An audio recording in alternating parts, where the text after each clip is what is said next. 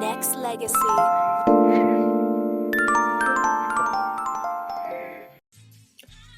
Fenty Beauty by Rihanna was created with the promise of inclusion for everyone, with an unmatched offering of shades and colors for all skin tones.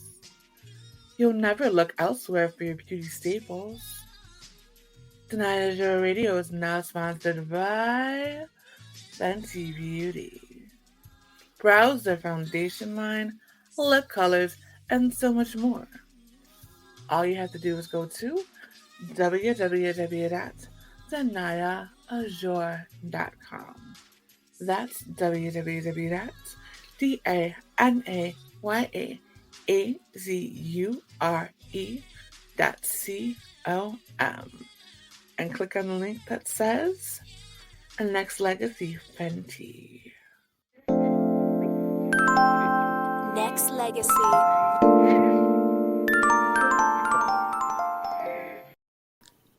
Hi, I'm Naimah Latif, and you're tuned in to Danaya Azure Radio. Hello, Naimah. Welcome to Danaya Azure Radio. How are you? I am fantastic. How are you? I am good. So I met the phenomenal Naimah Latif through the incredible designer and philanthropist, Mr. Quentin D'Alexander. Yes. We've had an opportunity to do a multiplicity of things with Dr. Quentin D'Alexander, of course, also Chief Tamba Taylor, also known as Ire Atayese of Akola Kingdom. He is quite the international man. Absolutely.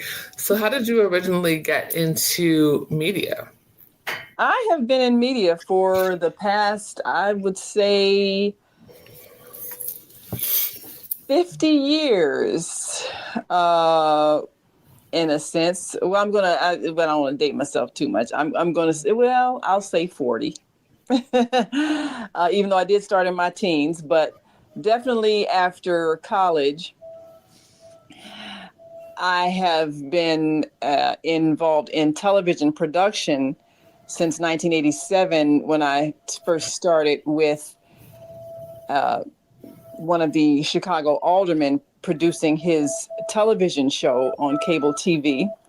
And then from there, met my husband, got married, and we started publishing a newspaper and then producing our own television show. And then from there expanded, and we started publishing books together. And from there expanded, he transitioned back in 2007. And from there, I continued on as the industry expanded, developing a radio show. And I was doing it every day, 5 days a week. And as I expanded, I brought on other hosts and expanded to 7 days a week, and then began to develop it as a radio and TV show, because now as the internet evolved, we are now a visual platform. So we are the Female Solution Global Radio TV show. And then as we continue to evolve, we have now created our own radio network and TV network, where we're bringing in other producers and content creators. And we'll be launching that TV network on April 1st. We've already launched the radio network. We're going to have a big celebration for the launch later on this late summer. But of course, we'll give all of our hosts and producers a chance to benefit from the expanding global reach of our programs. Absolutely. So you said you're doing a global reach. So what specific countries are you looking to expand into? Well, one of the things, I've done quite a bit of international travel. I'm also very heavily involved in a global peace organization that is headquartered in South Korea, which is known as HWPL, which stands for Heavenly Culture, World Peace, Restoration of Light. They've sent me to South Korea several times for their global peace organizations, and I've done several shows from there. And we've, of course, that time difference thing. So we were there in South Korea broadcasting to America. And several of my guests were from several countries. There was someone from Greece, from Poland, from Kenya. So we have been reaching literally countries all over the world. I currently have a host team as 8 fantastic ladies, and one of them is from London. Actually, 2 of them are from London. One of our hosts has been from China. And so we have broadcasts from, we have also done shows and interviewed guests from China, from Ghana, from our last show. As a matter of fact, this past Saturday, our host from London interviewed 2 fantastic ladies out of Ghana. And we've done shows with guests from Japan.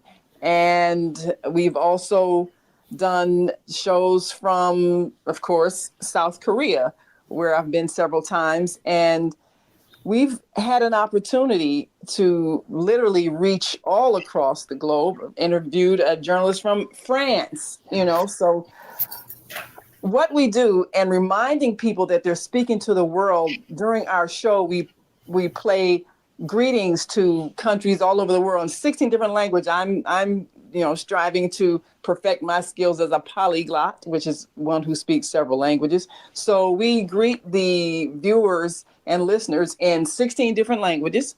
Coming into the show, and then we greet them again as the show ends in 16 different languages. We say thank you, thank you for watching and that sort of thing. So we're reminding our listeners and our callers that they're speaking to the world. And our vision has been to connect the global community, the global family of humanity, so that whatever problems we have, rather than us being afraid of each other or believing propaganda about each other, we can talk directly to each other and explain whatever is happening in our countries, so that no one need to listen to so-called mainstream media and get disinformation. They can talk to people from those countries.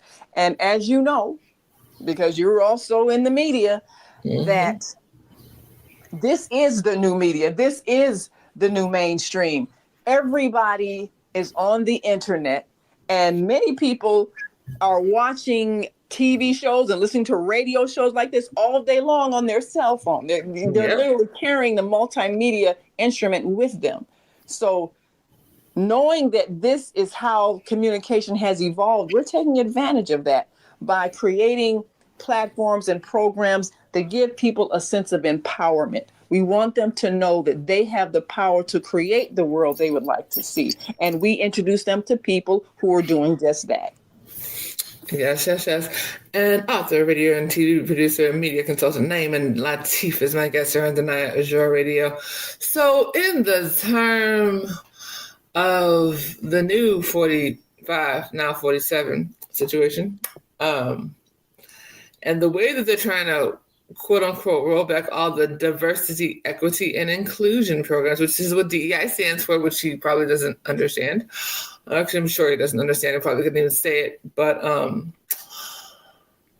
how important is it to have Black media in this space?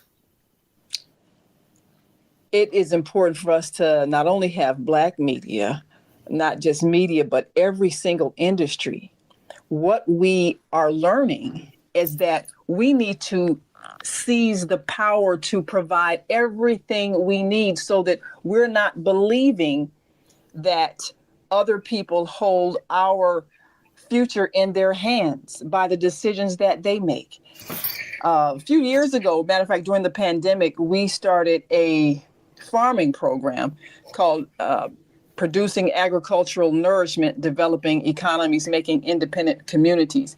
And we did a whole 50-week class on how to grow your own food. And we were on location live showing people how to recognize edible plants right in their yard, how to make different dishes. We demonstrated that. The whole idea is for us to learn independent thinking. We tend to see ourselves as victims, and that mentality has to change. We have nothing less than anybody else in this world. So we can create farms, we can create factories, we can create industry, we can go all over the world and talk to everybody and develop trade agreements. So instead of us worrying about whether or not somebody is going to include us, we need to seize the power to create our own and make it better than what someone else would have done for us. I'll be introducing the next printing of my book, Slavery, the African American Psychic Trauma. And this was a groundbreaking book that has been a bestseller and been in high demand, sold out everywhere. And this book basically explains that one of the issues that we continue to confront is that we have not dealt with the trauma of slavery, and we keep reliving it. And a trauma is when you keep going back to the past as if it's still happening. That's what we keep doing, and we have got to undo the damage. And we actually have exercises to help a person undo the trauma of that experience. We didn't experience it in this day and time, but we keep reliving its effects, even though it was generations ago. And that's what has us stuck in this dependency syndrome, afraid that somebody's not going to be nice to us or like the way we look. Why are we carrying? We should seize our own power to create, because we are some of the most creative people on the planet. So why are we thinking someone else has to do for us what we can always do for ourselves? But we got to develop the mentality to do so, which means addressing and healing and moving beyond that trauma of belief that someone else has power over us. We have power over ourselves. Absolutely. So we were talking about the female solution. So that's the one where we have hosts from all over the world. Yes. So now our book, The Female Solution, is actually how the show got the name The Female Solution. I've written several books. One of them, the book entitled Slavery, the African American Psychic Trauma. That's one that we're going to be doing a big launch for this month and reintroducing. We're in I think maybe our 10th printing with that book, but it's been in such high demand. And so now we're developing the audio book, the digital book, all the other formats that people now use to get information. And so our next book that we wrote, The Female Solution, it was addressing how women really have the power to change this world. We can end crime, violence, and poverty. All we have to do is share. And that means sharing our time, our talents, our finances, but most of all, our love. We need to infuse the female spirit into the cultures where it has been so hostile, dominated by this warlike attitude. That does not help the human family evolve. So women with our energy, we have the power to change things. But first, we have to understand some basic things about being female. When you are the one that's literally responsible for the guidance of the next generation, the raising of the children, that means that you have to have enough confidence in yourself to teach them what they need to know to empower them to survive. And every female of every species on the planet knows that. But the human females, we seem to have forgotten. And so this book, and using examples from the animal kingdom, showing whether it's mate selection, child rearing, building a house, whether it's a nest in a tree or a hole in a cave, females understand that it's necessary for them to create an environment where their children are safe and can learn how to survive and develop skills. We must do the same. And when we don't do these things, when we don't adequately select the kind of mate that would help us in this mission, then our societies end up looking the way they look, which is a mess.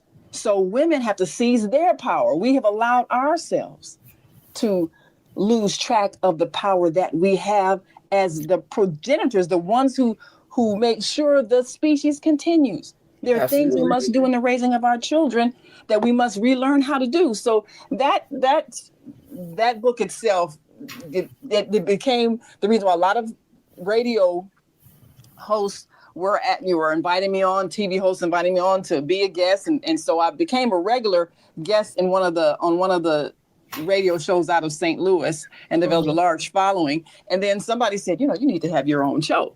So first I was co-hosting a show produced by a woman here, and then it just evolved into my own show. And first I started out doing it, a half hour, one day a week, and then it ended up 5 days a week, and then an hour, 5 days a week, and then I brought in a couple of co-hosts, and it was 2 hours, and then next thing you know, I was bringing in other hosts, and so that's how we developed a whole team of hosts, each one understanding the mission of the show, which is to empower women, to empower families, to empower communities, to empower nations. So our format, and it's very interactive, audiences call in with conversation. We have a very loyal listenership and now viewership. One of the reasons that we select guests who are producing and exhibiting solutions to problems is so that we can stop whining, stop complaining, and stop expecting somebody else to fix our problems. We're the ones that's supposed to do it. And we have many people all over the world who are producing solutions. We had, matter of fact, we've got a show coming up Wednesday with a fantastic entrepreneur, young man out of Nigeria who is just phenomenal with all of his creativity, and so many we featured in our shows that are creating solutions even in the most challenging neighborhoods and communities and cities and nations. There's hope because there is progress. Yes. Mainstream media isn't telling us the story of progress. They're keeping us in a state of fear. So instead of us trusting the neighbor that we need to work with, we're barring our windows against them and afraid to speak to them when they are the ones that have the solution. Absolutely. They're the ones, when it comes time for us to create an independent economy, they're the ones we're going to need to work with and trade our businesses and our resources. One of the most powerful things we did as a nation was that Montgomery bus boycott, when we finally realized, hey, it's our income that's holding up this bus industry. Why are we allowing people to misuse us? And when we withheld our money, that was a sign that our income is what builds cities. So with that same income, we can be building these cities for ourselves. A lot of people say, well, why did they buy the bus company? Well, we had to first get to that point of realization. First, know your power. Then you can plan and strategize what to do with that power for yourself. That's what we emphasize and encourage every show. And we bring guests on that are showing this is how it's done. This is how we do it. Absolutely. And so I know they were talking about, to boycott the companies that are, rolling back the DEI programs. I think more importantly, go and see what companies have Black folks that are in that are in those stores, and only shop with those Black entrepreneurs. Therefore, showing these stores that you do need these programs, otherwise you will lose your bottom line. Well, I remember when the sports industry was discriminating against African Americans, and then they had the Negro League that had its own and phenomenal players. And then once the Dodgers signed a Black player, and then they saw his skills, then they realized you got a whole group of people that have skills that would bring revenue. And then the NFL started doing it, and the NBA. And then as soon as we got into these leagues, we started to dominate them. Then we started to have the coaches black football coaches, black basketball coaches. So when we see the power that we have, and if people want to act ugly and say, well, we don't need you or you're substandard, okay, fine. We'll take our money, we'll take our talent, we'll create our own, and we don't need you. Now, when you figure out that we don't need you, and if you ask us nicely, we might come back and help you, but we might not.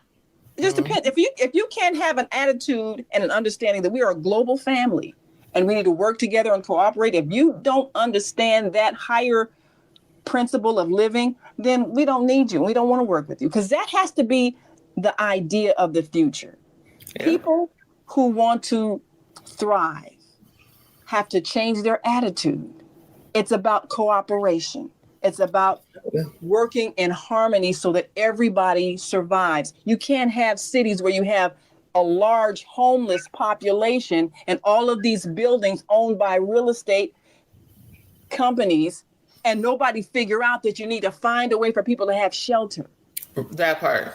I think that's the biggest piece, and I've been saying this for years, over 20 years, because I started working with advocacy for housing when I was like 19 years old. Mainly because we had to move 3 times in 3 years, and so I was just over it. And so I was telling my story about my experience and how traumatized I was, because I was in the same spot for 16 years first before all that mess. And so I just wanted to always drive home the fact that housing it should be a human right.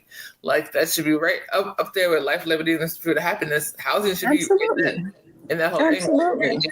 That's not what the people, the forefathers, were thinking about. But then again, they also owned slaves, so it's interesting how there you go. Talk about life, liberty, and happiness, but you was not giving liberty to the people that you was owning, or treating. But that's a whole other conversation. But that's the thing. That's why our mission on the female solution, and our slogan is, we are global transformers, changing the world from the way it is to the way it should be. Yes. Because that's, as you just said, the people, even though the Constitution, great document, but they weren't following.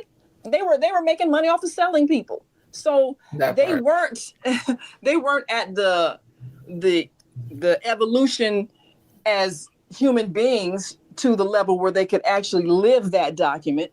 But now that we are in these days and times, we have to create different systems that reflect that, which means systems that are based on cooperative living, cooperation when it comes to interaction, and making sure that your neighbor is well and taken care of. Everything is not about profiting off of someone's misery.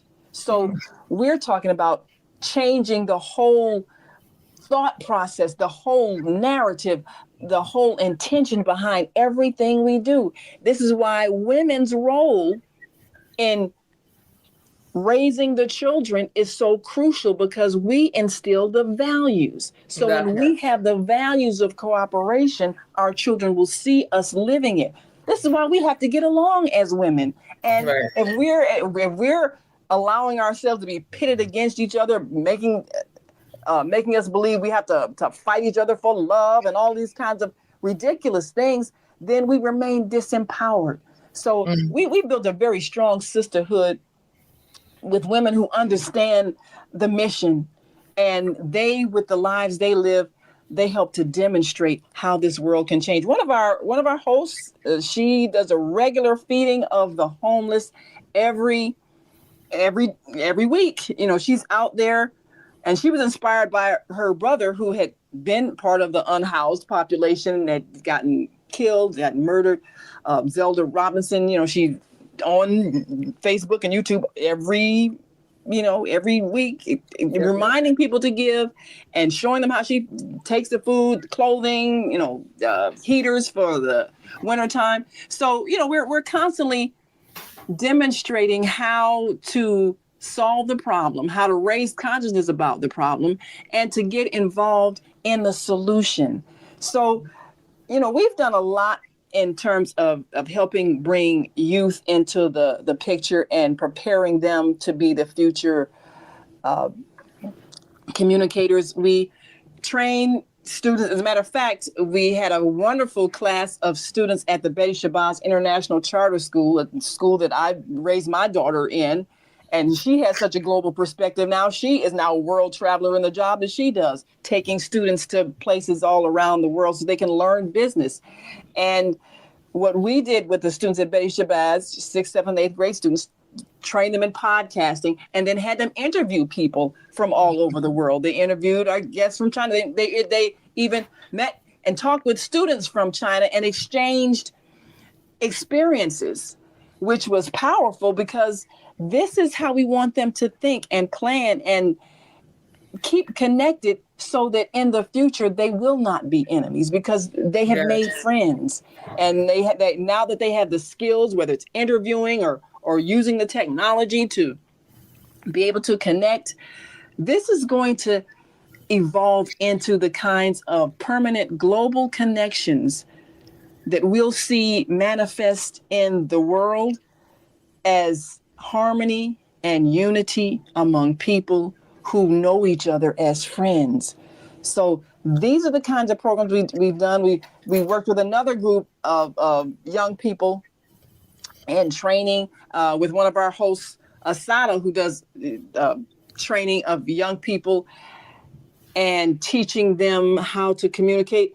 Everybody from kindergartners on up to 18-year-old seniors. We did a training class with a group, and again, you see the brilliance of our young people who haven't been indoctrinated with fear. So the way they handle things is so different. They haven't been trained in the idea of, well, you're just a minority, well, you're not able, you're not capable. They don't have any ceilings on their vision. Right. So if we don't put those limiting beliefs on our children, they won't have them. And that's one of the things we stress in our book, Slavery, the African American Psychic Trauma, is that we keep revisiting that trauma of enslavement by telling our children horrific things like, well, this is the white man's world, you got to play by his rules. That is such a slave mind. No, it isn't. The world belongs to the Creator, and the Creator is working through us to make it a better world. Nobody runs this world. Nobody's over us. Nobody has power over us. So when we will stop teaching our children to think like slaves, they will stop behaving like it. They will stop believing that they can't survive unless somebody gives them a handout. They will create their own. Just like our guests are demonstrating all over the world, we have the power to create our own and manifest anything we desire. Nobody has any more intelligence, skills, or creativity than we have. We are all one family, children of the Most High, the energy of creation we call God. Amen. Amen. Amen. So let's talk a little bit about the We Dream in Color Foundation Humanitarian Celebration.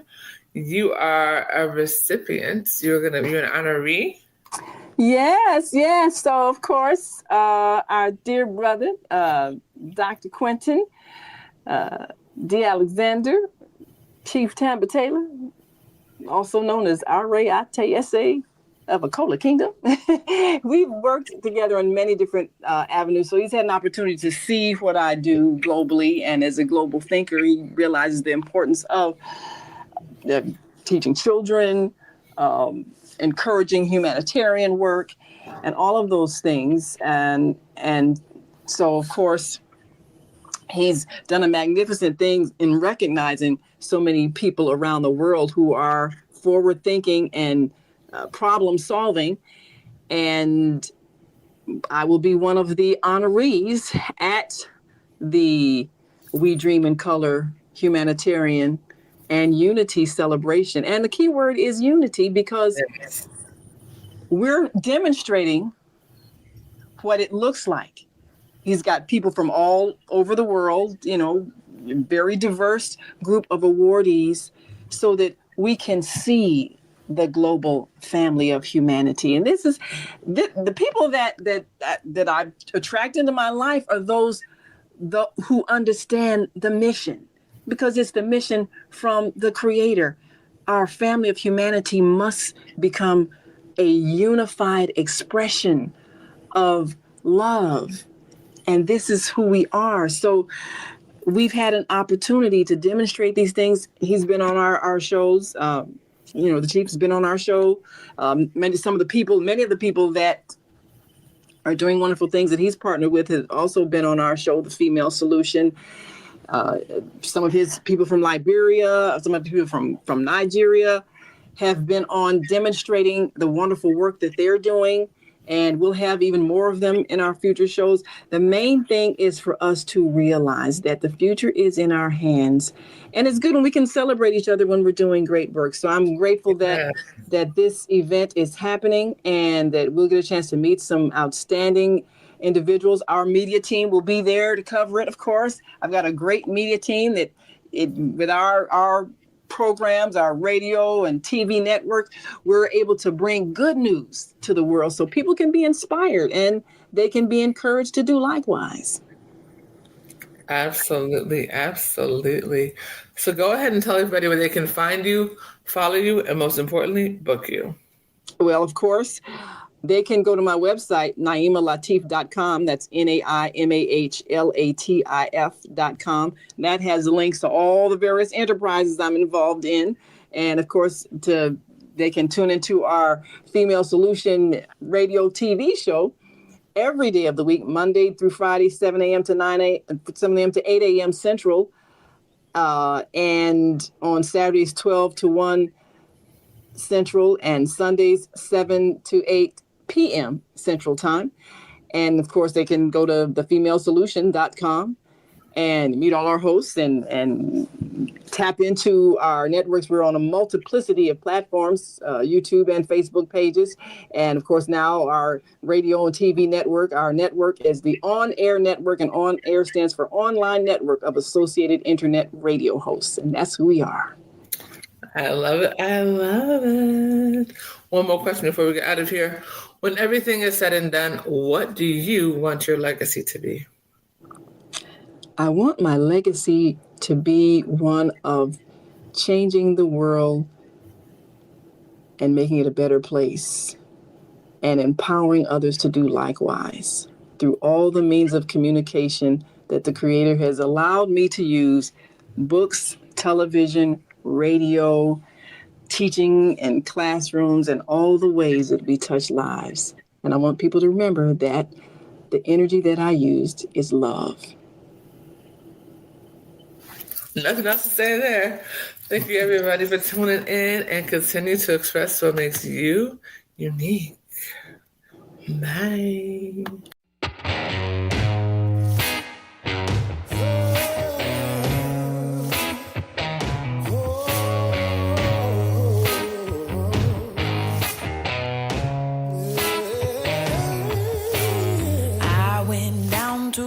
To cleanse my soul, but I can't, no, I won't let it go. I dipped down deep in the cool, cold water and came up clean as I'll ever be, baby. All my sins been washed away in the cool, cold depths of my watery grave. And all my sins been washed, but babe, I still can't pray for you. Oh, I still won't forgive you.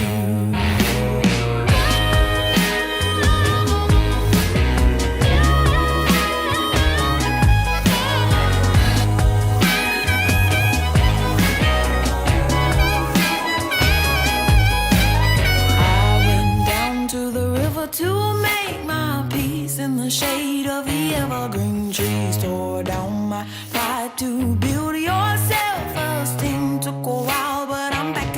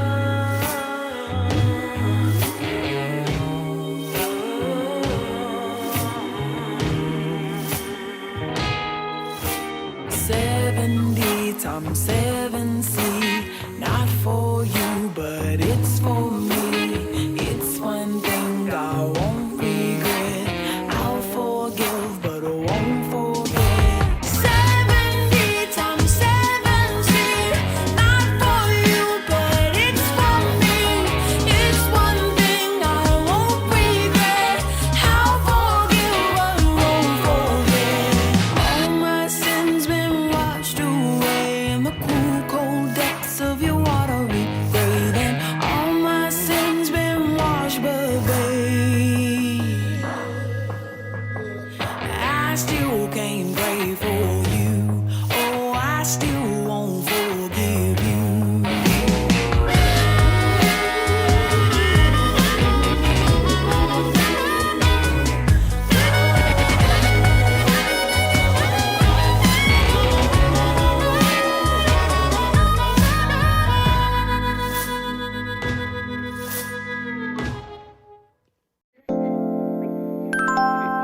Nexxlegacy.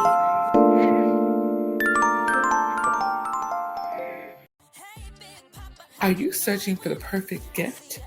Or do you just need a unique statement piece for yourself? Well, either way, Danaya is your help you out. What you need is the S4S jewelry collection by Danaya Designs for You.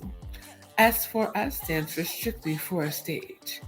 Stand out at your next photo or video shoot. Snag that magazine cover. Go from being a part-time extra to an actor or actress who stays booked. Or just be the talk of the town at every event. Danaya Designs for You jewelry is handcrafted and Chicago made for men, women, and children. To start your collection, simply go to www.danayaazure.com. That's www.danayaazure.com. That's www.danayaazure.com.